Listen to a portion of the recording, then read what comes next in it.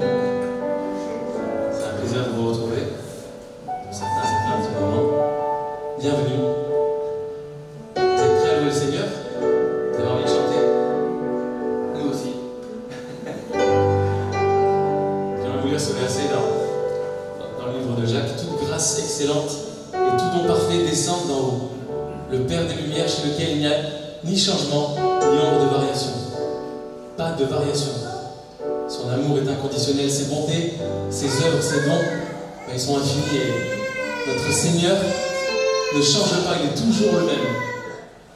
Et ce matin, on veut le louer de tout notre cœur pour ce qu'il est, pour tout ce que tu es, Seigneur, on veut te louer. Parce que tu es bon, Jésus est bon en tout temps. Et maintenant, chantons tout notre cœur. Chantons combien tu es bon pour nous. Chaque jour.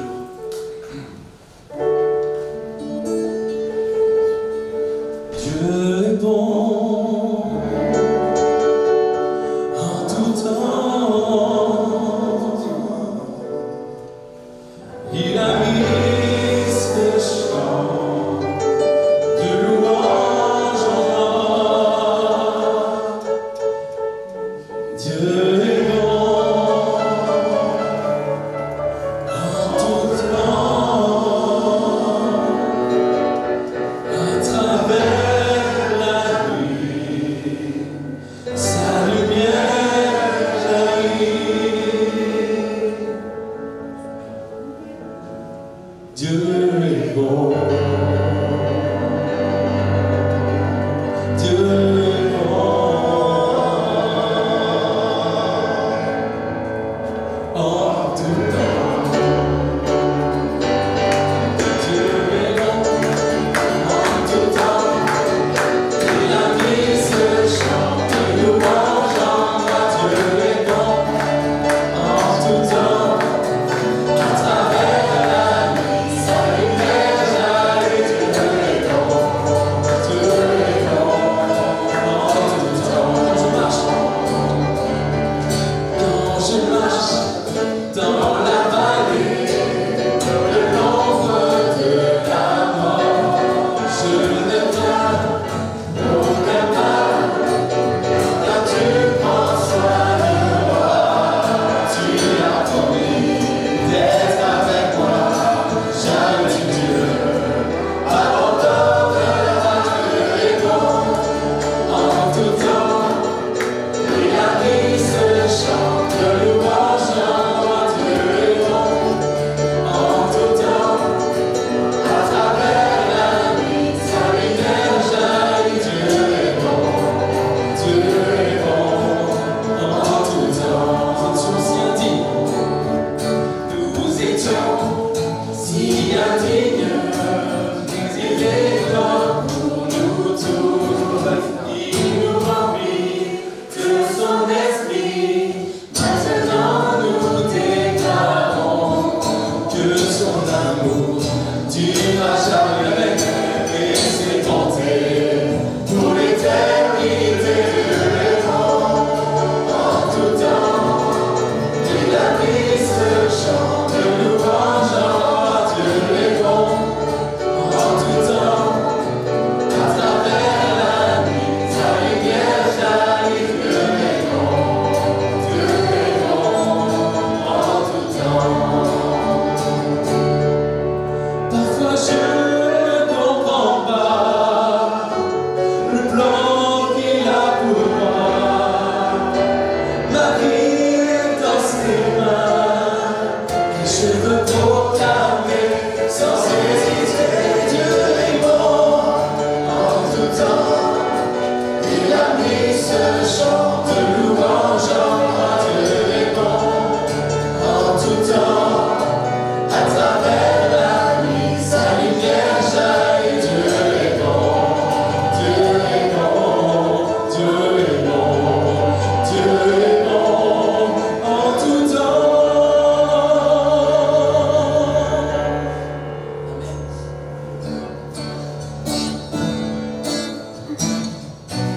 Merci Seigneur.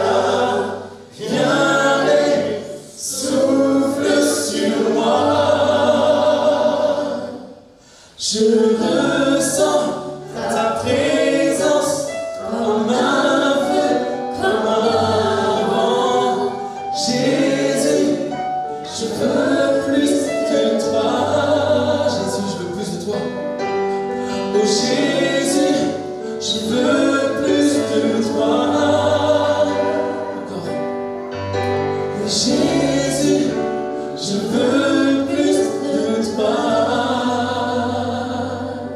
Et Seigneur, nous voulons nous abandonner à toi. Ton esprit nous remplit. Seigneur Jésus, merci pour ta présence ce matin. Seigneur, ma foi est en toi. Mon chant est pour toi. C'est la parole de ce chant, ce prochain chant. Seigneur, mes frères et sœurs, on va t'apporter le meilleur. Reçois nos louanges, reçois notre adoration, Seigneur. Chantons maintenant. Alléluia.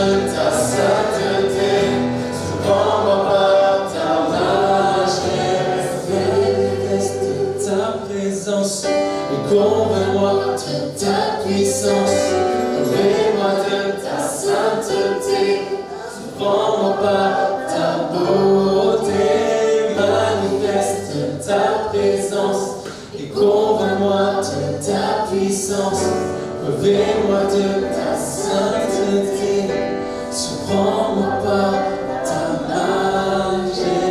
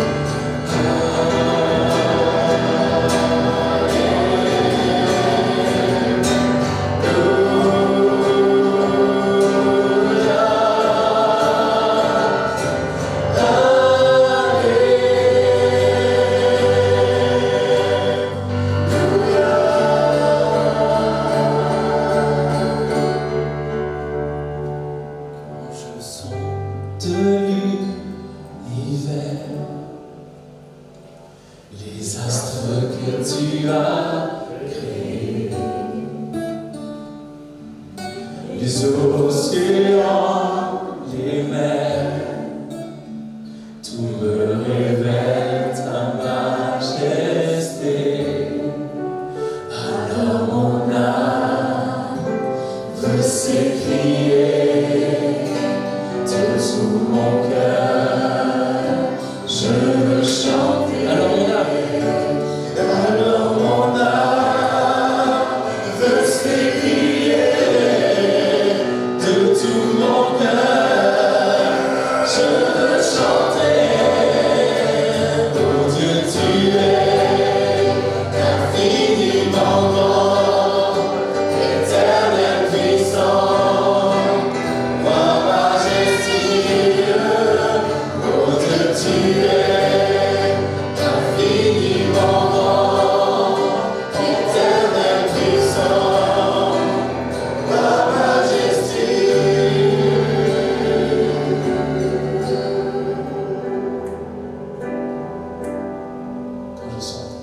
Quand je sens que tu m'as fait, que tu t'es révélé à moi, que pour moi tu as tout créé, tout me révèle ta bonté. Alors mon âme veut s'écrier de tout mon cœur, je veux chanter. Alors mon âme veut s'écrier de tout mon cœur, je veux chanter. Oh Dieu, tu es infiniment grand, éternel puissant,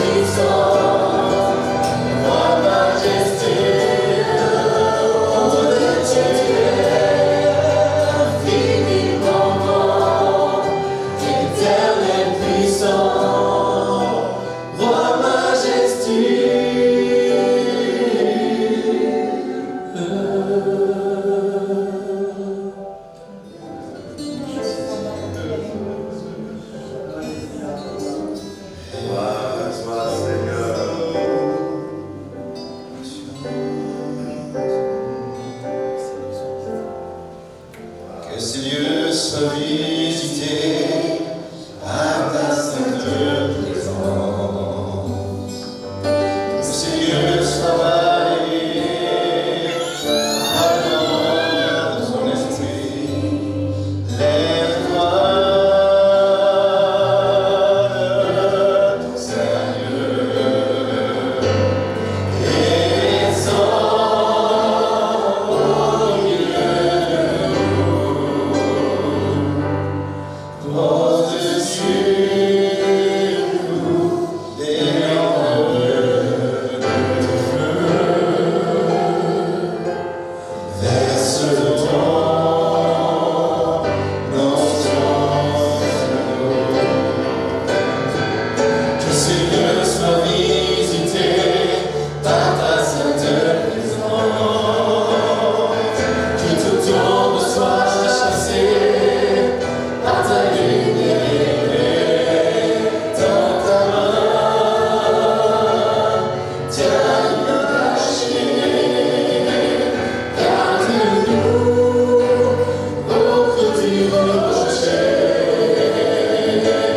Lorsque tu passeras parmi nous, que ta bonté soit proclamée. Que ces lieux soient visités par ta sainte présence.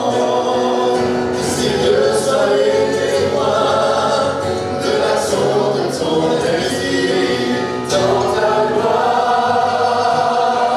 Viens maintenant, unis-nous en cet instant. Que ta vie jaillisse en abondance. Nous allons voir ta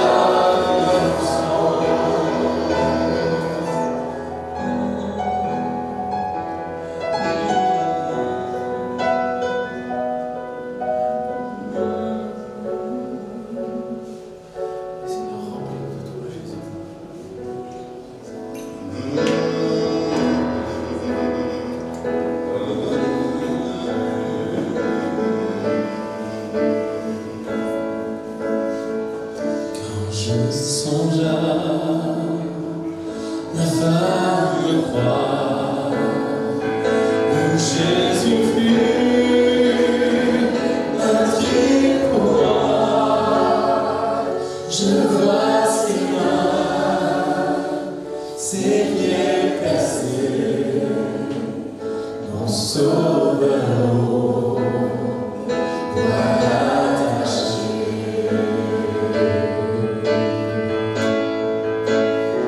Son corps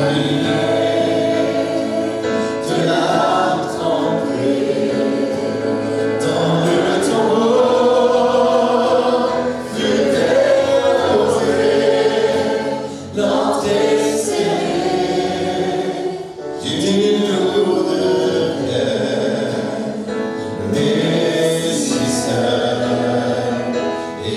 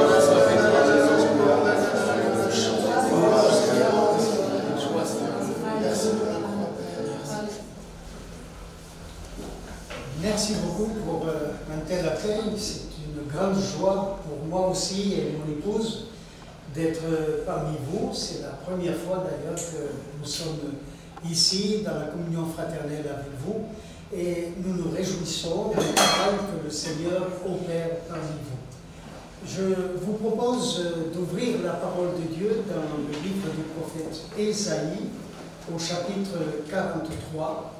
Merci. Ésaïe, chapitre 43, et nous commençons la lecture à partir du verset 21.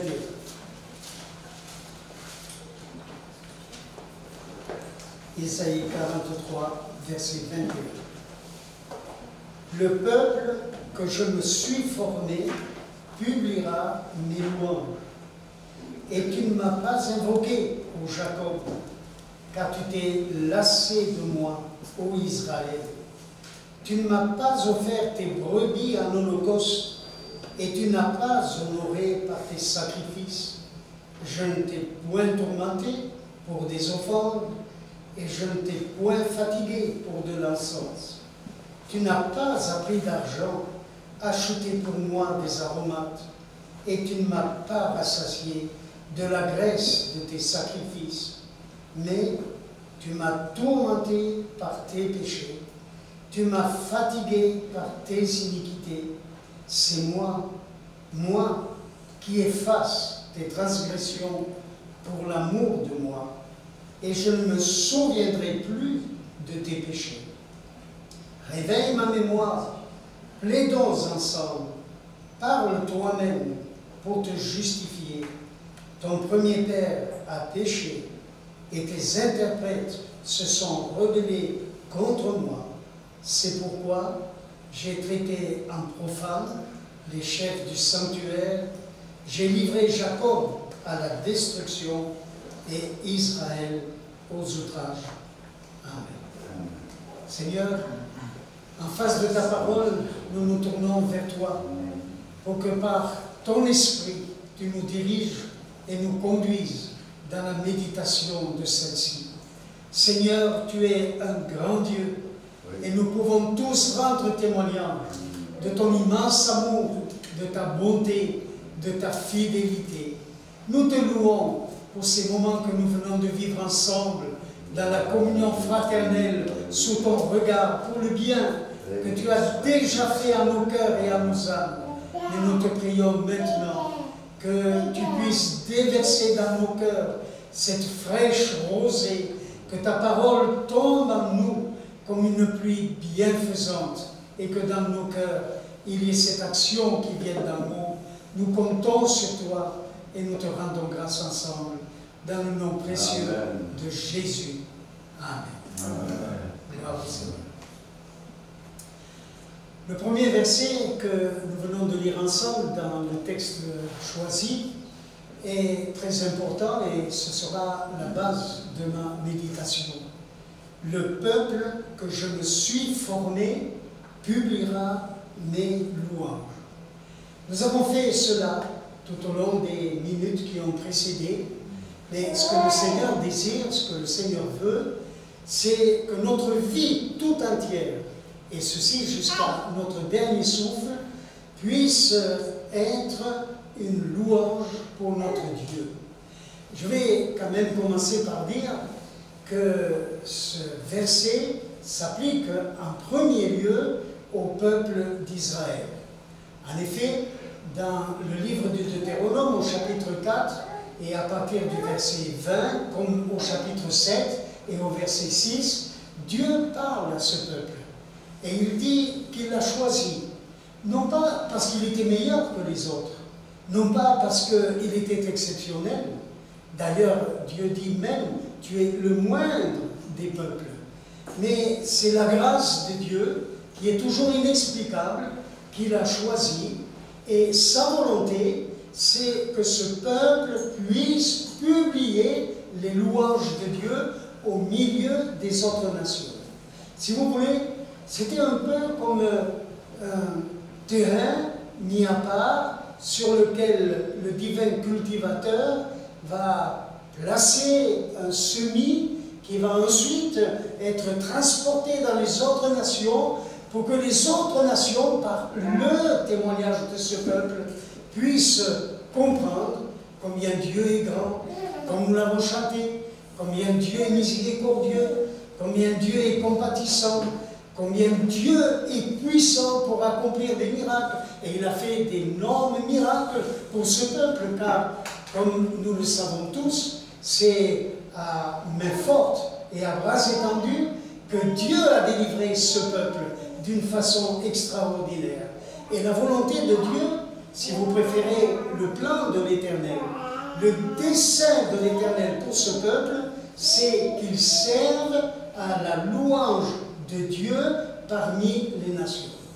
Mais hélas, nous devons tous constater, parce que l'histoire qui nous est rapportée dans la Bible, et puis même le témoignage actuel de ce peuple, met en relief qu'il n'a pas su se soumettre au plan de Dieu, obéir à ce dessein éternel, et il s'en est éloigné.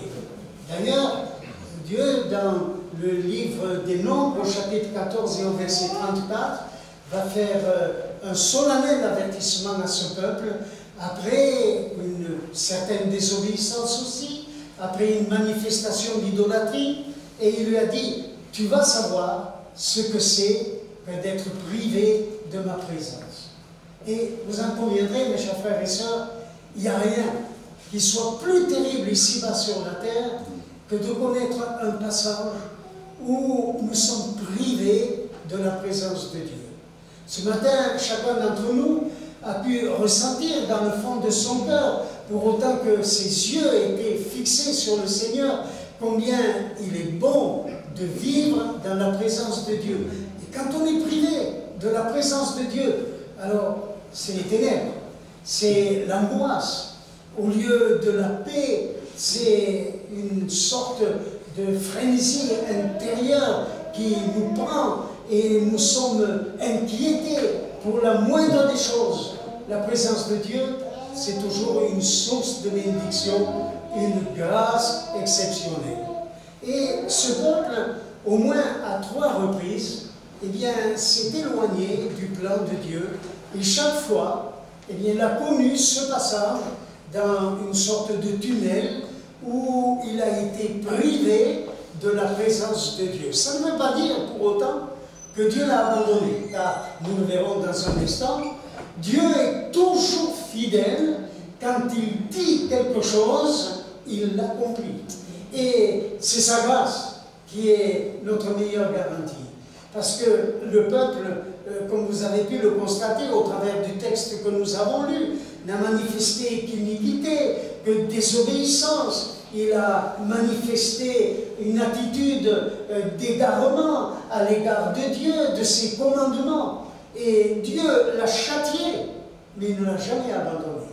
Et un jour, eh bien, ce que Dieu a promis s'accomplira. Et nous savons que malgré le destin terrible de ce peuple, et même ce qu'il est capable de nous révéler à l'heure actuelle, Dieu, dans sa bonté, a les regards sur lui, et son plan se réalisera, son plan s'accomplira. Mais voyons un peu les 3 reprises, je dirais les 3 fois plutôt, au travers desquelles il a manifesté une certaine rébellion à l'égard de Dieu. Nous connaissons très bien cela. Lorsqu'il a été délivré de l'Égypte, de ce joug tyrannique de Pharaon, il a été conduit dans le désert, mais même dans le désert, Dieu lui a fait voir combien il est puissant, combien il est grand, combien il est merveilleux, mais ils se sont rebellés, non seulement contre Moïse, mais ils ont parlé aussi contre Dieu. Et à ce moment-là, Dieu a prononcé cette parole terrible et lui a dit de la même façon que tu as manifesté cette rébellion à mon égard, eh bien, et cela a duré pendant une 40aine de jours. Il a dit, autant d'années, eh bien, tu erreras dans le désert et tu vas connaître ce que c'est que d'avoir oublié ma parole, d'avoir oublié mes promesses. Et c'était la première fois où le jugement, ou plutôt le châtiment de l'Éternel a atteint ce peuple. Et vous savez que la plupart de ceux qui étaient dans le désert, eh bien, ne sont pas entrés dans le pays de la promesse. Il y en a que 2 qui, eux, ont tenu ferme les promesses qui ont été faites par Dieu. Il s'agit de Caleb et de Josué, et eux auront pu entrer dans le pays de la promesse. Une deuxième étape bien triste pour ce peuple d'Israël, eh bien, c'est après que 19 rois se soient succédés sur le trône de David. Et quand nous lisons en particulier le livre des rois, on s'aperçoit que certains ont été vraiment très obéissants, soumis à Dieu, ont accompli la volonté de Dieu, mais il y en a d'autres qui ont conduit le peuple dans l'idolâtrie, qui ont conduit le peuple dans des travers, et la parole de Dieu s'est fait entendre alors, et au travers des prophètes, ils ont été avertis et ils ont été emmenés en captivité. Et nous tous qui sommes ici, nous savons que ce peuple a connu 70 ans de captivité à Babylone. C'était quoi? La conséquence de leur désobéissance, la conséquence de leur péché, de leur iniquité. Mais la grâce de Dieu a continué à se manifester. Et le prophète Jérémie avait annoncé qu'après un temps qui allait durer 70 ans, eh bien, ils allaient connaître de nouveau la liberté. Vous voyez, Dieu est infiniment bon. Vous ne croyez pas, frères et sœurs, que la patience de Dieu, c'est notre salut? Il aurait pu rejeter ce peuple.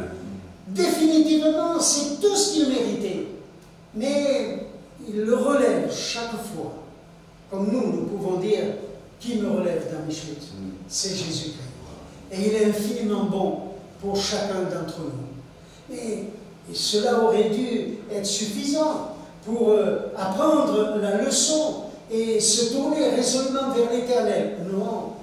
Comme cela nous est décrit d'ailleurs dans une des paraboles que le Seigneur nous présente dans les évangiles, finalement, ils n'ont pas entendu la voix des prophètes, ils n'ont pas entendu la voix des serviteurs de Dieu qui leur annonçaient le conseil divin. Ils ont désobéi malgré tous les avertissements. Alors Dieu, qu'est-ce qu'il a fait? Eh bien, nous le savons, il a envoyé son propre Fils.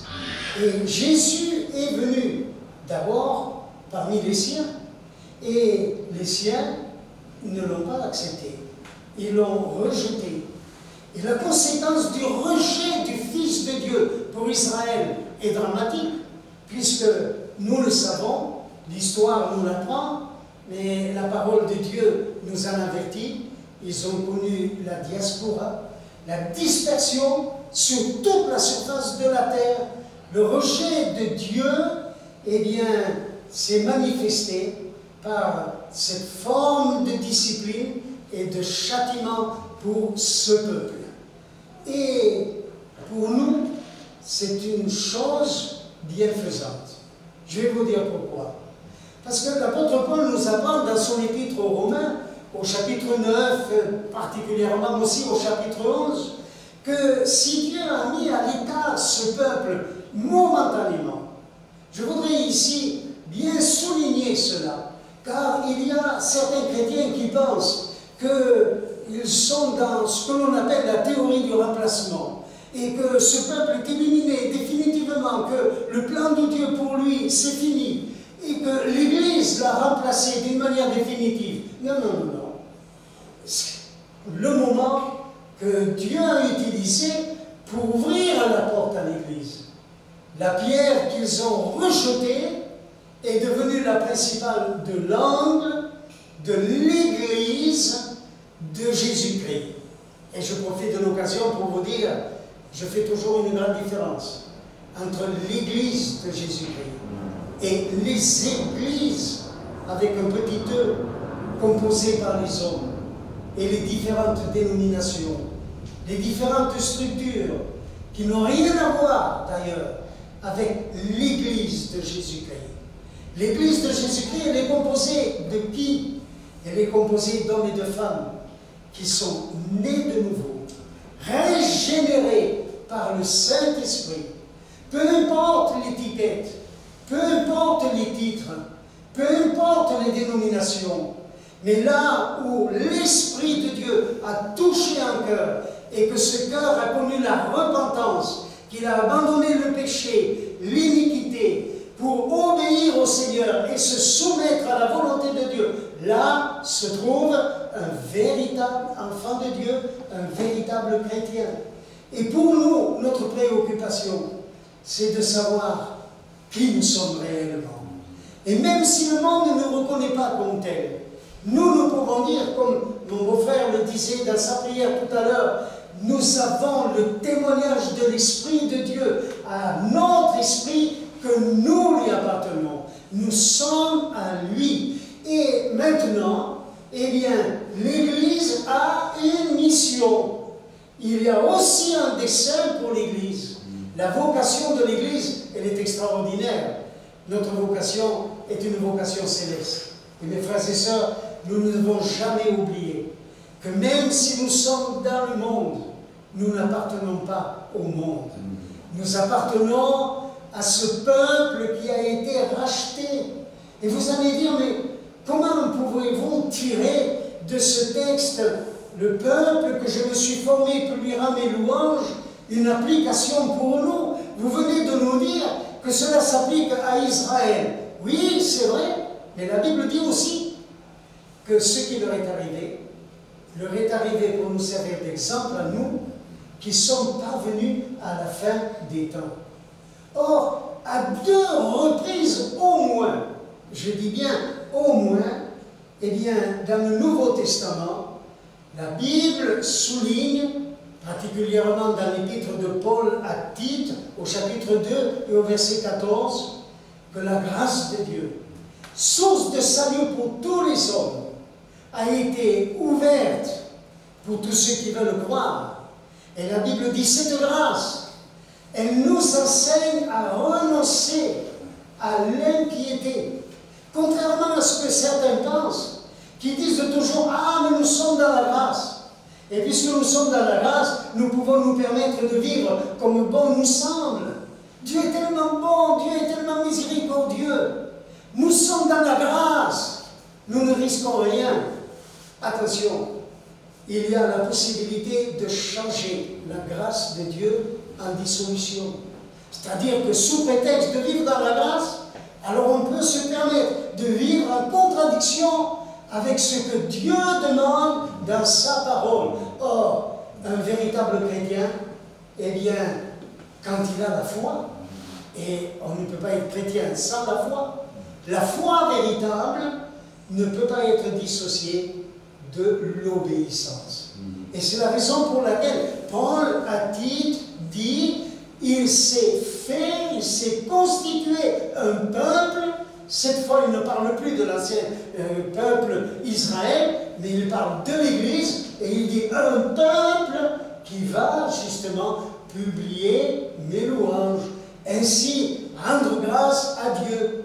Nous l'avons fait ce matin, au travers de ces merveilleux chants. Nous l'avons fait chacun pour notre propre part, en ouvrant notre bouche, en exprimant au Seigneur notre reconnaissance pour le grand salut qu'il nous a accordé. Mes chers frères et sœurs, nous devons le faire chaque jour de notre vie. Pas seulement par des paroles, mais par notre manière de vivre. Et Pierre insiste, et c'est là, en tous les cas, la seconde fois où dans le Nouveau Testament, il est question d'un peuple mis à part. Dans la première épître de Pierre, au chapitre 2 et au verset 9, vous connaissez ce verset aussi bien que moi, il est dit que nous sommes une nation sainte. Et nous sommes devenus, eh bien, une nation, un peuple de sacrificateurs. Et les sacrificateurs, qu'est-ce qu'ils font? Eh bien, ils annoncent le conseil de Dieu, ils publient la gloire de Dieu, et en même temps, ils offrent à Dieu le fruit de lèvres qui confessent son nom. Des sacrifices vivants qui sont l'expression de l'amour que chacun d'entre nous, nous devons avoir pour le Seigneur. Et je veux insister particulièrement sur ce point.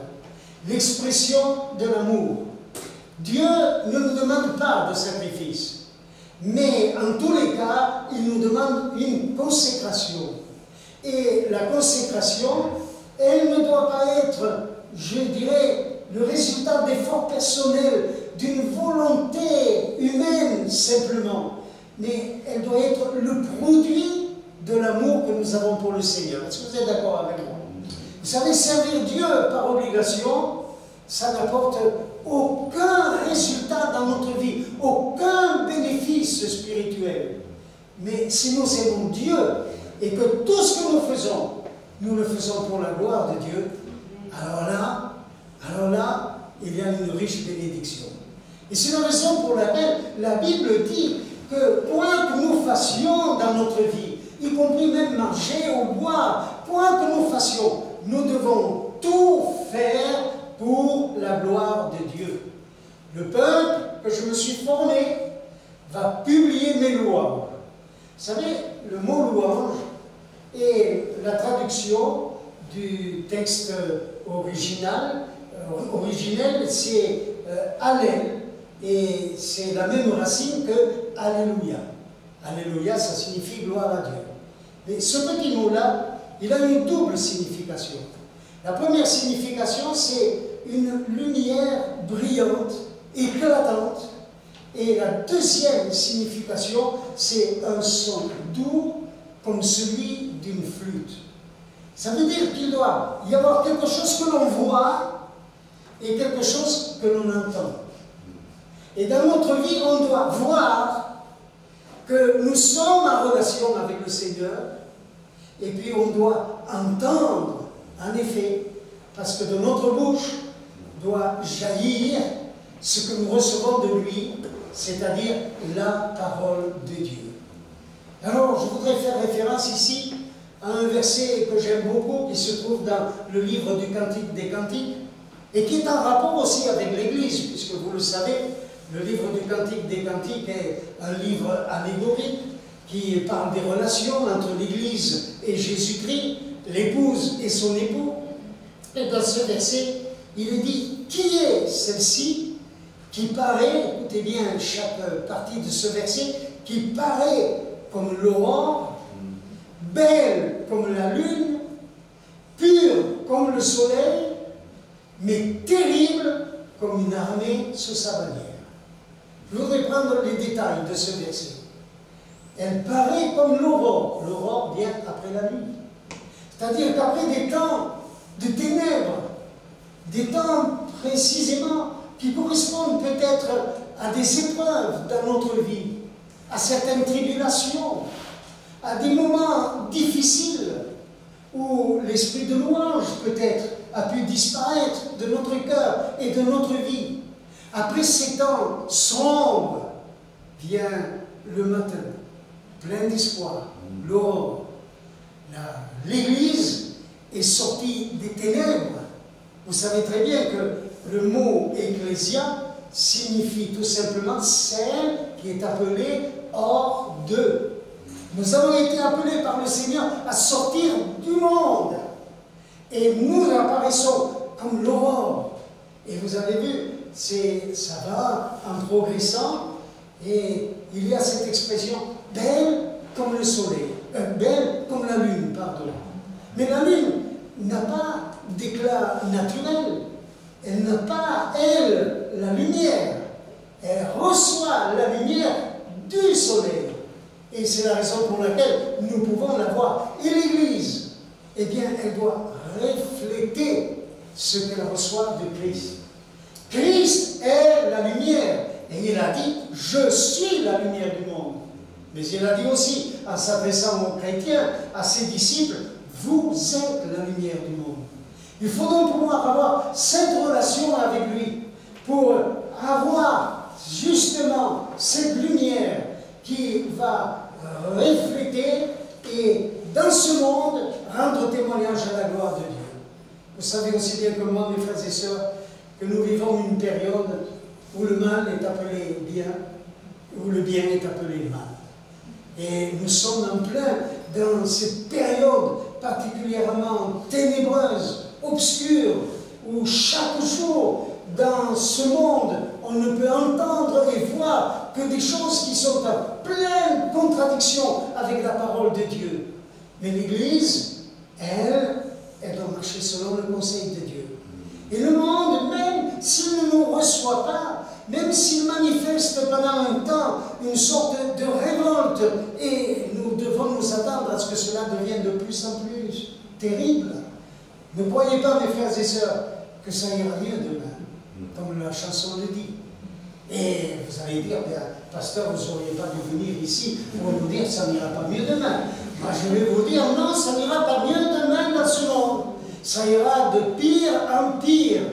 Mais nous, le meilleur est devant nous. Et nous pouvons être contents parce qu'en Christ, nous n'avons rien à craindre. Cependant, nous devons continuer à prier. Malgré l'opposition, malgré la résistance, malgré l'incompréhension, malgré peut-être même la calomnie non seulement de ce monde, mais même de ceux qui parfois se disent chrétiens mais ne le sont pas. Parce qu'il existe malheureusement dans ce monde des gens qui ont l'étiquette de chrétiens, mais qui vivent en contradiction avec la volonté de Dieu. Et ça c'est terrible. Nous devons prier en proclamant la vérité, en marchant d'une manière conforme à la volonté de Dieu. Et nous devons faire entendre ce doux son de l'Évangile. Parce que l'Église est appelée quand même à évangéliser. Et nous le faisons déjà par notre propre vie, mais il faut que la parole de Dieu puisse être entendue. Je dis bien la parole de Dieu. Parce que des fois, on entend certaines choses qui n'ont rien à voir avec la parole de Dieu. Mais la parole de Dieu, l'Évangile, c'est une puissance de Dieu pour le salut de quiconque croit. Et il nous faut être fidèles dans la proclamation de la vérité. Alors, il y a maintenant pour nous une question qui se pose. Il y a eu des échecs pour Israël, malgré les desseins de l'Éternel. Est-ce qu'il peut y avoir des échecs pour les chrétiens? Eh bien, je dois reconnaître que cela peut être possible. Et c'est la raison pour laquelle il y a des avertissements dans la Bible qui nous dit qu'une terre qui a été abondamment arrosée et que la bénédiction de Dieu a été son partage. pendant longtemps, mais qui au lieu de produire du fruit, le fruit de l'esprit, ne produit que des ronces et des épines, la Bible dit que cette terre-là, eh bien, elle va connaître le sort terrible d'être livrée au feu. Alors, peut-être là, vous dites, mais est-ce que c'est possible pour nous? Écoutez, ce que nous devons retenir, ce sont les avertissements sérieux du Seigneur. Ils sont contenus, par exemple, dans ce texte. À peine Dieu, dit-il, le peuple que je me suis formé, le formateur c'est lui, ne l'oublions pas, le peuple que je me suis formé, et il le fait avec beaucoup, je dirais, d'attention pour chacun d'entre nous, beaucoup d'amour. Il dit, il publiera mes louanges. Et puis le verset suivant, c'est un contraste terrible, et il dit, mais tu ne m'as pas invoqué. Voilà un premier point qui doit nous servir d'avertissement solennel. Mes frères et sœurs, la prière est indispensable dans la vie d'un chrétien. Jacques parle en ces termes et il dit, c'est un verset qui est très solennel, vous demandez et vous ne recevez pas. Et vous ne recevez pas. Pourquoi? Parce que vous demandez pour satisfaire vos passions. Vous savez, il y a deux possibilités quand on est en relation avec Dieu. C'est de nous servir toujours de lui, ou alors de le laisser, lui, se servir de nous. Et il y a remarqué que beaucoup de fois, les chrétiens marchent, vivent, avancent, justement seulement dans une direction où on attend toujours tout de lui, mais c'est avec des buts égoïstes. Nous avons des ambitions, nous avons des prétentions, nous avons aussi des vues quelquefois qui ne vont pas dans le sens de la gloire de Dieu, mais plutôt dans une recherche de gloire personnelle, d'élévation personnelle. Alors on demande à Dieu le secours, on demande à Dieu qu'il vienne à notre aide, mais Dieu voit que c'est pour satisfaire nos propres intérêts. Mais nous devons aussi rechercher les intérêts de ce Dieu qui nous aime tellement et qui a prouvé son amour en nous sauvant d'une façon si glorieuse par l'œuvre qu'il a accomplie sur la croix. Ça veut dire que je dois aussi rechercher, Père, quelle est ta volonté, pour pouvoir m'engager dans cette voie-là. Pas toujours, Seigneur, fais ceci en ma faveur, fais cela. Non, Seigneur, quelle est ta volonté? Et quand on a la révélation de sa volonté, alors avancez dans cette direction. Mais là, tu ne m'as pas invoqué, tu ne m'as pas prié. Vous savez, frères et sœurs, le drame de l'Église, un peu en général, c'est cela. Il y a de la place, peut-être pour la louange, il y a de la place et nous sommes heureux de nous retrouver dans des moments comme ceux que nous avons vécu ce matin. Et c'est bien quand nous sommes ensemble. Mais voyez-vous, la vie de prière, elle n'est pas seulement quand nous sommes dans la communion fraternelle, mais seul à la maison avec Dieu. Je vous invite à relire avec attention les évangiles. Et vous verrez le nombre de fois où il est dit concernant le Seigneur, il se mit à l'écart. Il monta sur la montagne. Et il était à l'écart pendant qu'il renvoyait la foule, même ses propres disciples, en leur disant, passez de l'autre côté. Mais lui, il était à l'écart. Pourquoi? Que disait-il à Dieu? Que pouvait-il avoir comme intérêt? Eh bien, parce que lui n'a jamais fait quelque chose selon sa volonté, mais toujours soumis à la volonté du Père. Et combien nous aurions besoin de cela dans notre vie?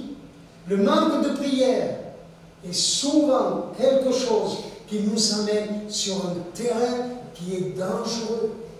Et c'est la raison pour laquelle il faut que dans notre vie quotidienne, il y ait ces moments où nous sommes à part, seulement en contact avec Dieu, où il nous parle. Je passe rapidement, il y a une deuxième chose qu'il a dit. Tu ne m'as pas offert tes brebis à l'Holocauste. Vous savez, j'ai le privilège de lire aussi en espagnol, et j'ai une Bible en espagnol. Et la Bible en espagnol dit, tu ne m'as pas offert le menu détail, les petites choses. Les petites choses. Mais tout le monde est capable d'obéir à Dieu dans ce qui est visible, important. On n'oserait pas justement transgresser quelque chose que tout le monde remarquerait. Mais les petits détails, ça passe comme ça dans notre vie. Et j'ai noté dans ma petite feuille de notes quelque chose qui est important. La négligeance des petites choses, eh bien, peut nous amener à des drames dans notre expérience chrétienne. Une petite faille dans la coque d'un navire, toute petite, si on n'y prend pas soin, eh bien, elle va s'agrandir de jour en jour et il y aura le naufrage un jour. Une petite faille dans une digue, si les ingénieurs ne prennent pas garde et n'interviennent pas, la digue va un jour s'écrouler et ce sera une catastrophe. Les petits détails dans notre vie sont importants. Vous savez, le légère inexactitude, la légère déviation de la stricte intégrité d'un caractère qui doit être sain. Toutes les choses que notre conscience, quelquefois, nous rappelle. Ce n'est pas les choses les plus grossières. Il n'y a personne ici, j'imagine, qui va dans son cœur dire « Oh, l'adultère, c'est pas grave ». Personne ne va parler de gros mensonges. Personne ne va dire « Mais quand même, un chrétien ne va pas voler ». Non, mais bien sûr. Mais quelquefois, dans notre façon de parler, il y a des choses qui ne sont pas tout à fait véridiques. Il y a des choses qui ne sont pas tout à fait honnêtes. Alors on ne va pas voler, mais ce n'est pas tout à fait honnête. C'est ça, les détails dont parle ici Dieu. Tu n'as pas pris garde à cela. Et vous connaissez très bien ce que l'Évangile nous dit.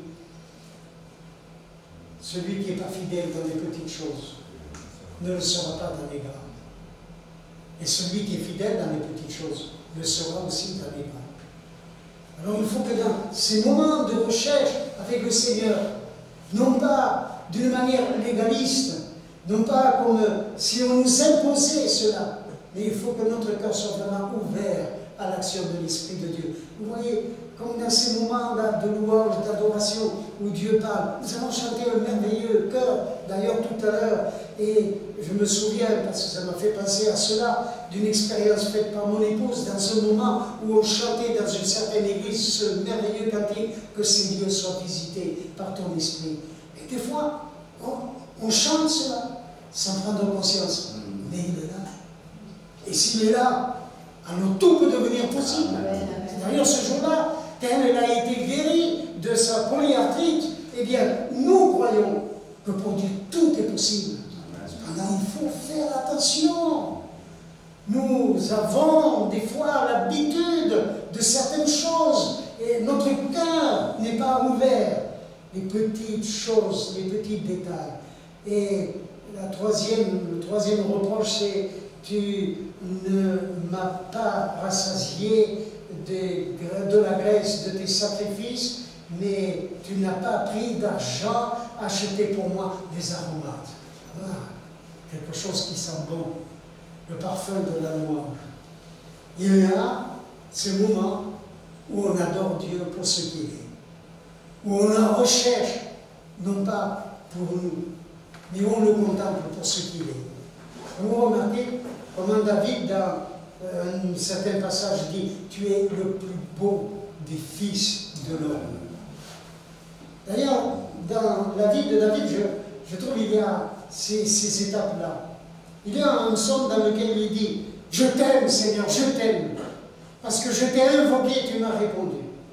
Ça, vous ne trouvez pas que c'est la reconnaissance du ventre? J'ai demandé quelque chose et tu m'as répondu. Alors je t'aime. Et il a franchi une étape et un peu plus loin il dit, tu es le plus beau des fils de l'homme. Cette fois, il n'y a pas une reconnaissance parce qu'il a reçu une bénédiction, mais il a contemplé la beauté de Dieu. Comme tout à l'heure quand nous chantions, tu es grand, infiniment grand. Vous savez, quand on passe ce temps à le contempler dans sa magnificence, dans sa grandeur, à ce moment-là, il y a quelque chose aussi qui se passe. Nous avons une révélation de Dieu. Et la conséquence, c'est quoi? C'est que notre bouche va s'ouvrir. Pourquoi? Pour le louer, pour l'adorer. C'est ce que vous avez fait ce matin.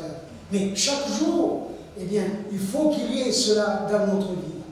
Et à partir de ce moment-là, si nous prenons conscience de ces faits, eh bien, le Seigneur va nous garder, les yeux fixés sur lui, et par l'action de son esprit dans notre vie, nous allons publier les louanges de Dieu. Les autres verront que nous sommes en relation avec lui et la gloire de Dieu sera manifestée. Je termine. Il y a le dernier point. Est-ce que ce peuple va atteindre quand même l'accomplissement du plan de Dieu pour lui? Eh bien, c'est dans l'Épître aux Romains qu'il est dit que Dieu a la possibilité de hanter à nouveau sur l'olivier franc, eh bien, ces branches qui ont été retranchées pour un temps. Et en même temps, il lance un avertissement à l'Église et il dit, toi qui as été hanté à la place, ne tombe pas dans l'orgueil, parce que de la même façon qu'ils ont été retranchés, toi aussi, tu peux être retranché. Mais Dieu a le pouvoir de nous garder, parce que je crois à la fidélité de Dieu. Écoutez ce verset qui se trouve dans Philippiens, il me semble. Dieu est fidèle, et l'œuvre qu'il a commencée, il la rendra parfaite. Et pour Israël, eh bien, malgré ce qu'il est, nous savons que le temps s'approche. Même si l'on connaît encore de grandes tribulations, où le Seigneur viendra lui-même, et ce peuple va reconnaître celui qu'ils ont percé. Et la gloire de Dieu va se manifester au travers de ce peuple.